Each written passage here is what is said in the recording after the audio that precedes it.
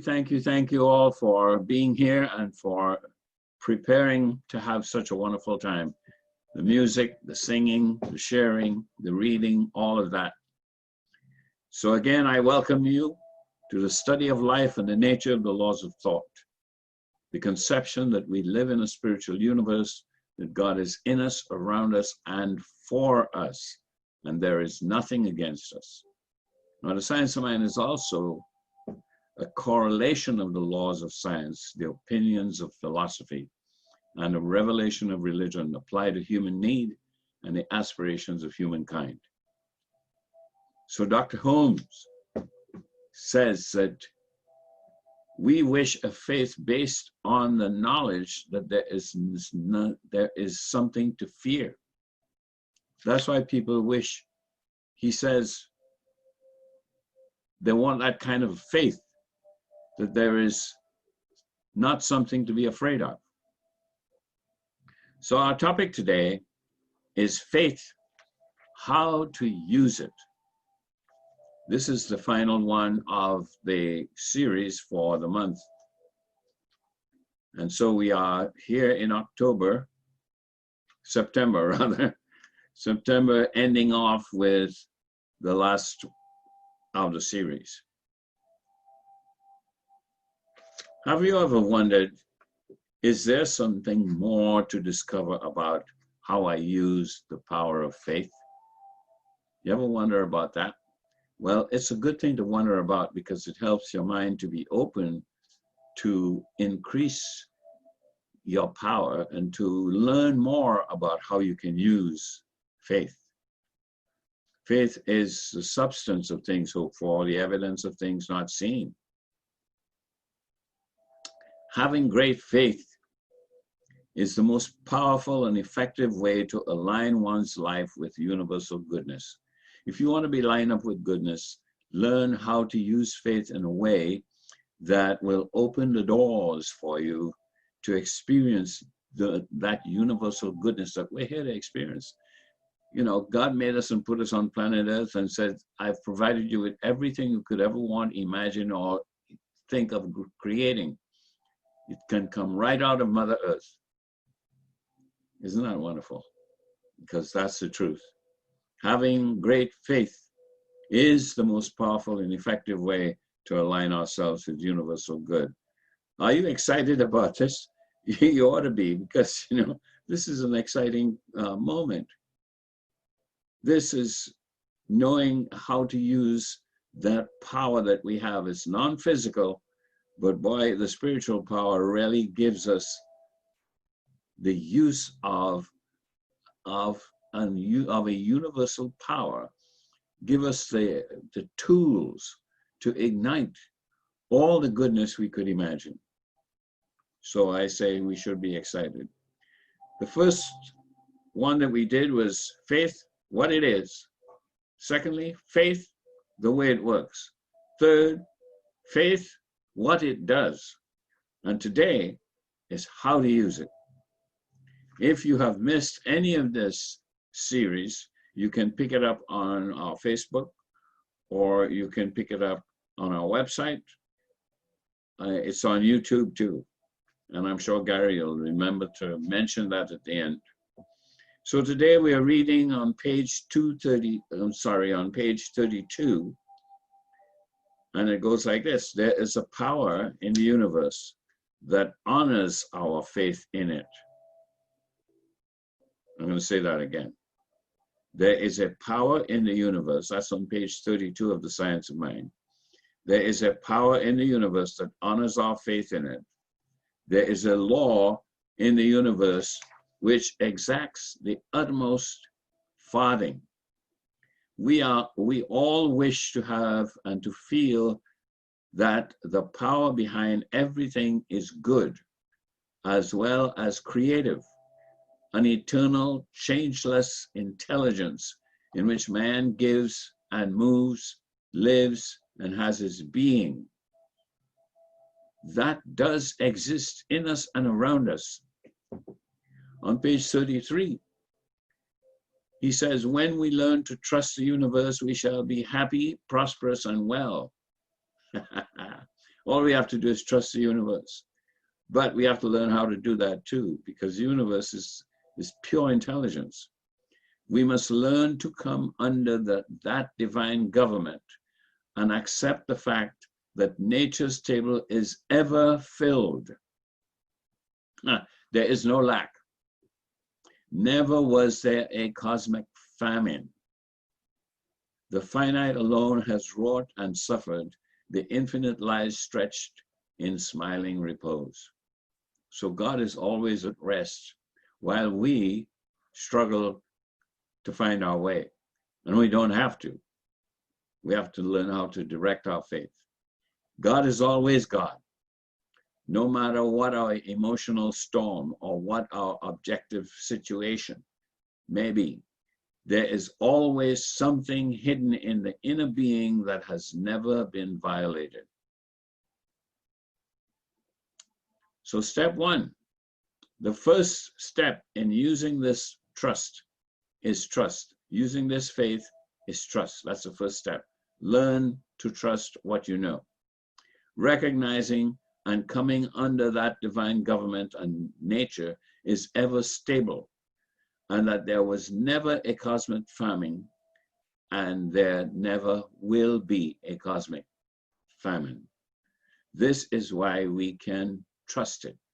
That's the first step in learning how to use powerful faith. We find that faith in God is a spiritual quality of the mind. So it's a quality of the mind. You can develop that because you were born with it. You may have been talked out of it through your environment and through your parents and through your friends and through your school and so on, but it's still there. We find that faith in God is a spiritual quality of the mind, and an understanding faith is based on immutable principle. That's a wonderful thing that we have to work with, is immutable principles. Its action is higher than that of the intellect because it is born of intuition. So don't judge what faith can do based on what humans have accomplished. Don't judge what faith can do for you because you feel limited by comparing yourself to others. That's important to understand. So how do we develop the strength, our confidence, and faith? We develop the strength, we develop our confidence, and we develop our faith in step 2. Through study and practice, our understanding develops and increases our faith in God and the universe. Are you willing to take time to study? Because, as I said before, we're born with this access to this wonderful intelligence, this incredible immutable power, but we need to have the information. That's what you get in classes, that's what you get in practice. Study and practice. Our understanding develops and increases our faith in the universe when we learn how it works and how to use it. With confidence, there is a power in the universe that honors our faith in it. Holmes tells us that. There's a law in the universe which exacts the uttermost farthing. So it doesn't leave anything out. In other words, if you trust faith to do something, it's not going to leave one tiny little farthing out of what it needs to be done. And it's all done not to us, but through us. That's the difference with this philosophy. This philosophy reminds us that we have to participate in our well-being. We have to participate in our own goodness. We have to find ways in which to, even if it's opening to allow the flow of goodness, we still have to do that opening. We have to get this thing. There is a law in the universe which exacts the uttermost farthing.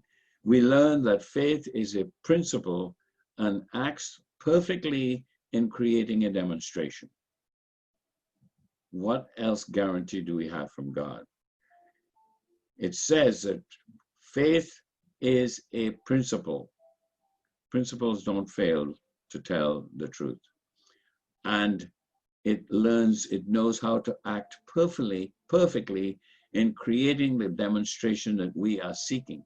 So whatever you have faith about, you have to know that your faith about that triggers faith to produce for you to be able to act in a way that will allow you to experience your demonstration. Let's go to step 3. We must supply the avenues through which it can work. Do you hear that? You have to find the avenue through which it can work.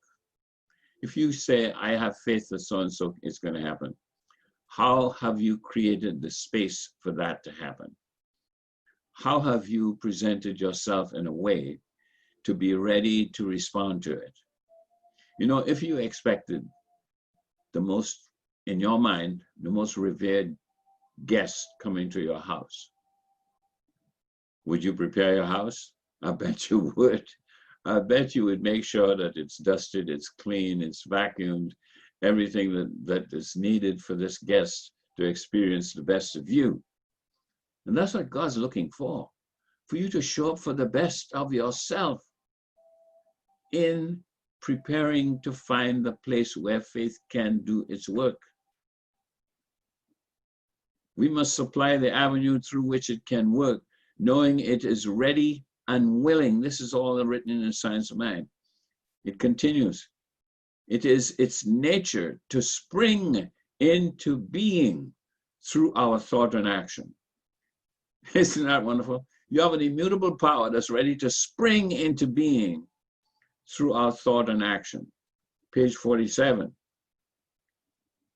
Francis Bacon, one of the great philosophers of the past, he says, to know truly is to know by causes.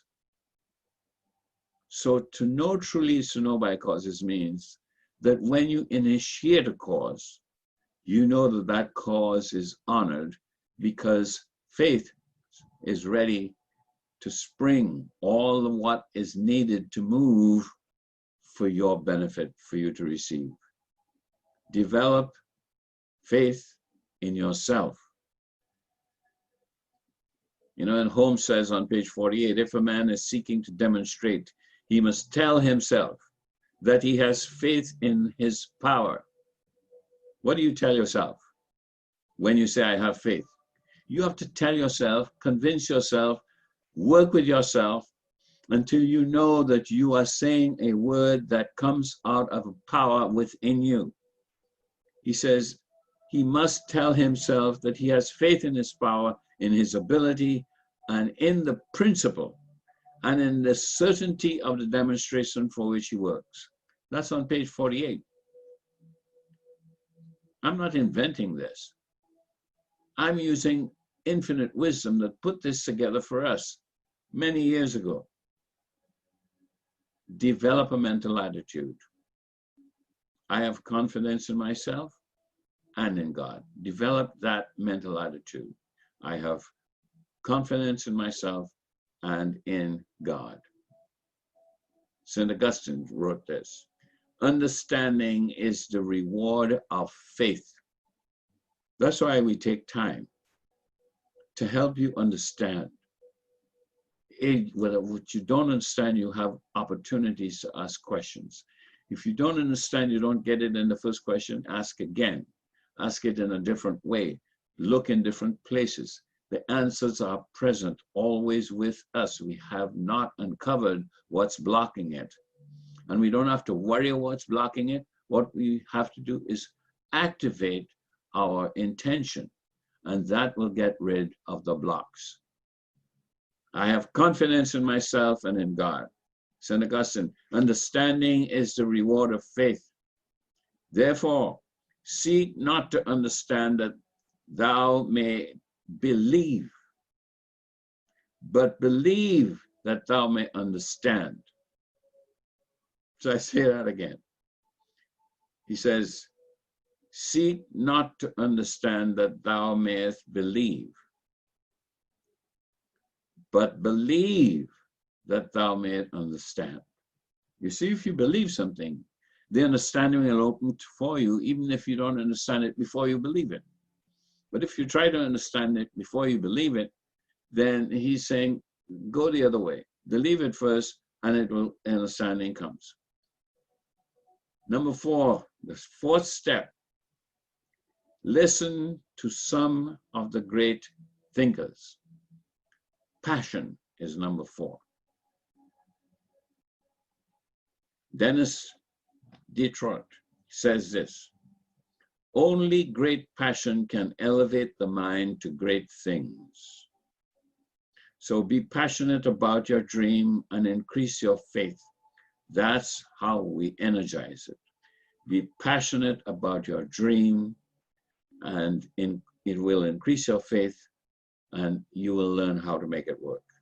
That's how you fire it up. That's how you make sure that what you are looking for is looking for you. That's a wonderful saying that Holmes says, what we are seeking is seeking us.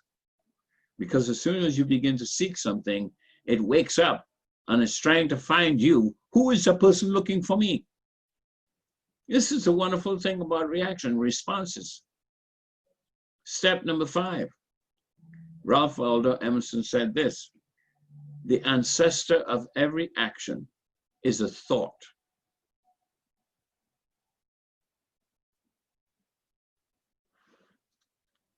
Orester Brownson said this: but a man's reach should exceed his grasp, or what's a heaven for? Let your reach be equal to your grasp. A man's reach should exceed his grasp. You reach like this, you grasp like this. So your reaches further than your grasp. The Buddha says this: this is the noble eightfold, he said.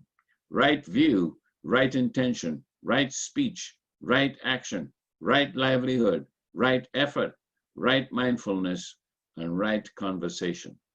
If you get all those, you know what? I want to be a friend. I want to be close, because I want some of the things that what falls off the rich man's table. Okay, so William Blake said this. He says, this is how we develop the mind to increase the use of our faith. Here it is: to see a world in a grain of sand, and heaven in a wild flower.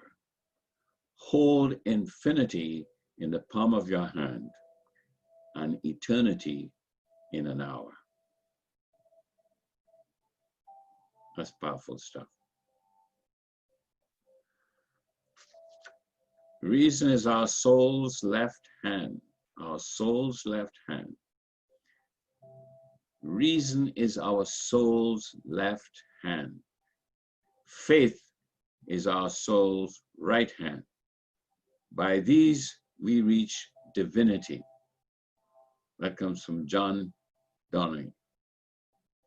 Faith is a spiritual quality of the mind, and that's why it's intuition. Faith is a form of intuition. The science of mind is indeed the study of life and the nature of the laws of thought. The conception that we live in a spiritual universe, God is in us, around us, and for us. And you know what? There is nothing against us. Beloved, there is nothing to fear. Only fear itself. And only the truth to embrace. So be peaceful, be bold, be loving, and be prosperous. Go out and make it a wonderful life. And so it is. Namaste.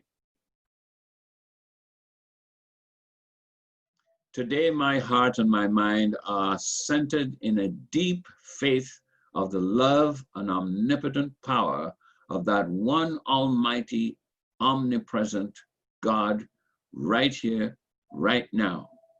My faith grows stronger with each moment in that knowing. I am surrounded by the peace that is inherent within my faith. My life is fulfilling every moment as I grow in conscious awareness of divine love, divine guidance, divine wisdom, and divine intelligence as the heartbeat of my existence on planet Earth. I am thankful that my life is divinely peaceful and happy in all my experiences through this thing called life. Say together with me, and so it is. Thank you. Recognition, unification, realization, thanksgiving, and release. In realization, you get to say what it is that you would like to have more of, more faith, more confidence, more understanding, whatever it is that you would like. You put it in there now, and that will be part of your realization step. Okay, so I'm going to do the first two, recognition, unification. And it goes like this. So if you close your eyes, this is a prayer, a scientific prayer. I know there is only one life, and that life is God. That primary knowing also helps me to understand that God is infinite wisdom. There is nothing God doesn't know. God is love, unconditional love. God never stops loving because God is love. That one life, that one love, that one knowingness individualized itself through me. I am one of the one. And because I know this is true about me, I know it's true about everybody. And especially those within the sound of my voice who are now trying to identify, now identifying themselves with that one, now accepting and receiving a full awareness of that one. We are all one of the one. We are ones of the one. And because of that, we now can declare what it is that we want to sharpen our minds with, want to bring alive our goodness with, want to bring into our life experience the joy and peace and love that is there from that one.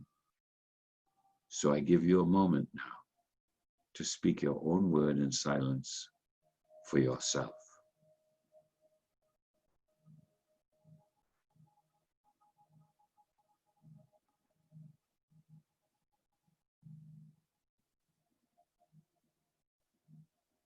And I am so grateful, so thankful for the power of the spoken word. Each person speaking their word into this prayer, into this spiritual mind treatment, as we call it, that we spiritually treat ourselves, our minds, to be clear, knowing that there is an immutable law that springs into action immediately as we release these words to that immutable law, to that law that knows how to make things happen in the most superlatively well way. It is already done in the mind of God. I am so grateful, so thankful. I let go into this wonderful action of the law with peace in my heart and my mind.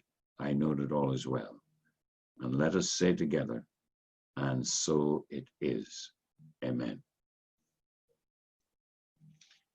I would just like to leave you with one of my writings, and it's the 10 Take Times. Take time to muse. Take time to reflect. Take time to be silent. Take time to be in awe. Take time to contemplate. Take time to meditate. Take time to be alone. Take time to be quiet. Take time to hear the silence within you. And take time to know yourself, because you are divine. And I love you. Thank you all. Namaste.